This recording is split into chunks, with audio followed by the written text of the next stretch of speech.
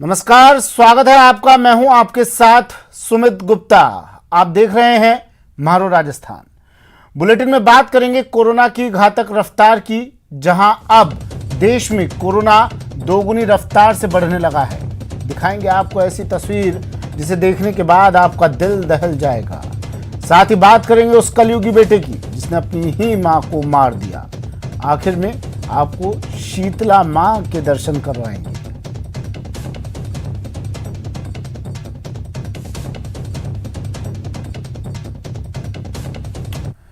सबसे पहले उपचुनाव के रण से जुड़ी अपडेट ले लीजिए। निर्दलीय प्रत्याशी ने नामांकन वापस लिया है। सहाड़ा से निर्दलीय ने नामांकन भरा था। भाजपा के बागी निर्दलीय प्रत्याशी लादूलाल पितलिया ने नामांकन लिया वापस।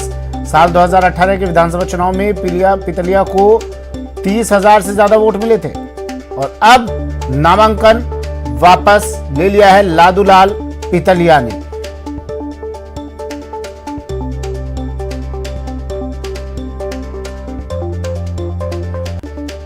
नामांकन वापस लेने के बाद लादूलाल पितलिया ने नाम वापस लिया। नाम वापसी के दौरान एसडीएम कार्यालय में हंगामा हुआ। परिजनों मीडिया कर्मियों में झड़प हुई। मीडिया को कवरेज करने से परिजनों ने रोका।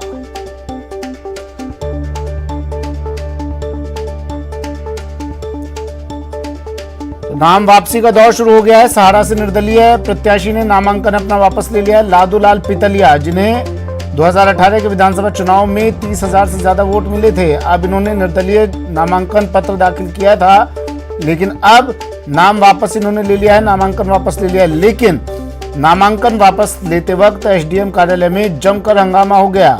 नाम वापसी के दौरान परिजनों और मीडिया कर्मियों में जमकर झड़प हुई। मीडिया को कवरेज करने से परिजन रोक रहे थे, जिसके बाद झड़प।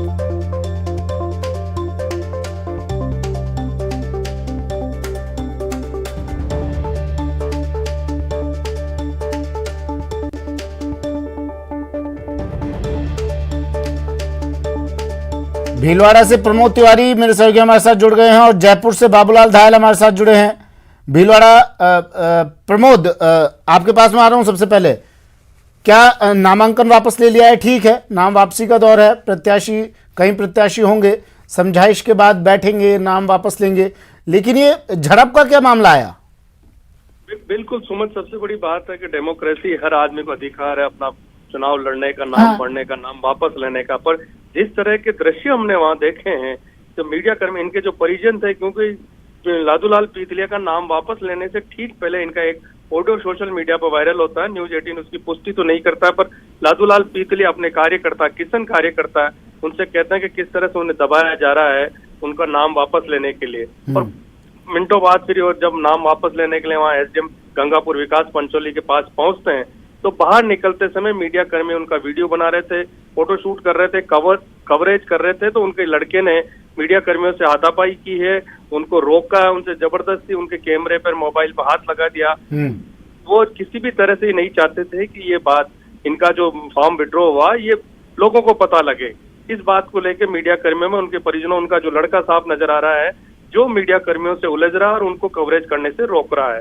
सबसे बड़ी बात है कि इसमें लादूलाल पितलिया ने 2018 के चुनाव में भाजपा से बागियों के चुनाव लड़ा था। 30,000 से अधिक वोट मिले थे। अभी एक महीने पहले ही भाजपा में शामिल हुए थे।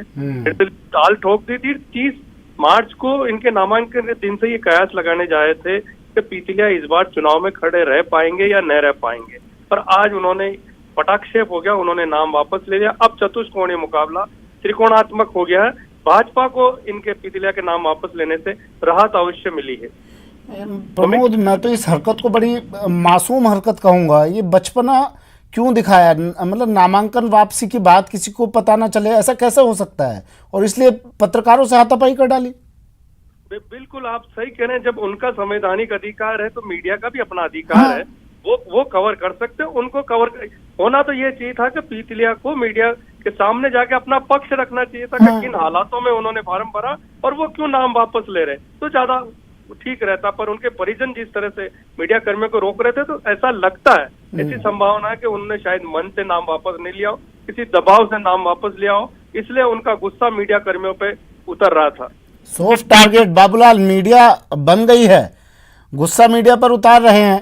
पीतलिया जी, नामांकन वापस लिया, लोकतंत्र है साहब, आपको नाम वापस लेने का अधिकार है, नाम ना वापस लेने का भी अधिकार था, आपको चाहते तो ना लेते। मीडिया को भी अधिकार है, अपना संवैधानिक अधिकार मीडिया निभा रही थी, लोकतंत्र का चौथा स्तंभ है और खबर पहुंचाने की हमारी जिम्मेदारी है, उस जिम्मेदारी से रोक रहे हैं पीतलिया साहब, क्या वजह रही बाबूलाल? जी देखिए, किन परिस्थितियों में उन्होंने अपना नाम वापस लिया, किन परिस्थितियों में उन्होंने आपा खो दिया। मीडिया वाले चाह रहे होंगे कि उनका एक बाइट जरूर हो जाए और वो मीडिया के सामने वो बात स्पष्ट करें कि भाई आपने कल परसों दावा किया था, बड़ी बड़ी बातें करी थी कि मैं दमखम के साथ चुनाव लड़ रहा हूँ, आखिर क्या ऐसी वजह रही कि आज आप नाम वापस ले रहे हैं। तो मीडिया वाले चाहते हैं जब भी कोई बड़ा नेता नाम वापस लेता है या चुनाव लड़ने की घोषणा करता है तो सब लोग उनकी बाइट वर्जन लेना चाहते हैं। जब गए होंगे तो उनको लगा कि वो अपनी बात कहने की हिम्मत नहीं जुटा पाए होंगे, गुस्से में आ गए होंगे, बहुत सारी चीजें होती हैं। हो सकता है कि बेमन से उन्होंने अपना नाम वापस लिया होगा, ये तो परिस्थितियां क्या बनी है वो जाने। लेकिन जिस तरह से सुमित उन्होंने नाम वापस लिया, बीजेपी फौरी तौर पर तो रात की सांस ले सकती है, लेकिन बीजेपी के सामने भी खतरा टला नहीं है क्योंकि अभी भी बद्री जाट मैदान में आरएलपी के उम्मीदवार। तो अभी जो है बीजेपी को बहुत कुछ करना पड़ेगा। ठीक है, पीतलिया आ गए हैं, 30,000 वोट जो पिछले वक्त में उन्होंने लिए थे, इस बार भी मैदान में ताल ठोकी थी और राम मंदिर निर्माण के लिए जो समर्पण निधि उसमें 41 लाख रुपया उन्होंने दिया था। तब से ये लग गया था कि ये मन से आए हैं, टिकट का कोई सौदा नहीं किया था उन्होंने। लेकिन जिस तरह से उन्होंने मैदान में ताल ठोकी, टिकट नहीं मिला और फिर जो है आज जिस अंदाज में उन्होंने मीडिया कर्मियों के साथ में जो व्यवहार किया है उसको किसी भी तरह से सही नहीं कहा जा सकता। देखने वाली बात होगी कि पीतलिया को पार्टी किस तरह से अब आगे एडजस्ट करेगी।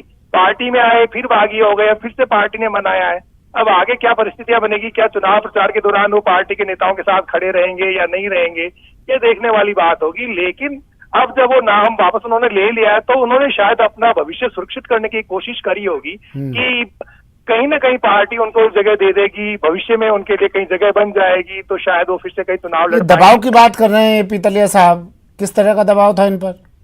अब देखिए, ये तो वो ही जाने, है ना। यहाँ जो है जयपुर में रह करके और भीलवाड़ा की बात सिर्फ प्रमोद तिवारी जान सकते हैं। बहुत सारी बातें होती हैं, कारोबारी घराना है, बहुत सारे चीजें होती हैं, सब लोग अपने अपने तरीके से काम करते हैं। लेकिन पीतलिया के बारे में ये कहा जाता है वो समाज सेवी है और पार्टी के प्रति वफादार रहे हैं। पिछली बार भी बगावत करी और इस बार भी जो है पार्टी के भीतर आकर के फिर जो है वो फिर बागी बने। पता नहीं पार्टी ने किस तरह उनको समझाया या नहीं समझाया, कहाँ पर जो है दिक्कतें आई, वो तो चीजें यहाँ रह करके कह नहीं सकते। लेकिन बात यही है कि अभी भी जब तक वो मन से नहीं लगेंगे प्रमोद, लेकिन एक राहत तो बीजेपी के लिए हो गई है।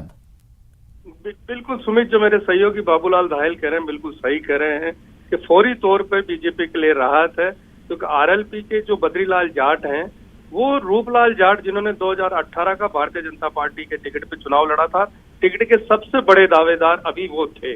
उन्हें टिकट नहीं मिला और उनका सगा छोटा भाई आरएलपी के टिकट पे चुनावी मैदान में ताल ठोक रहा है, तो बीजेपी की मुश्किलें थोड़ी कम। 2018 के विधानसभा चुनाव में पीतलिया साहब को 30,000 से ज्यादा वोट मिले थे।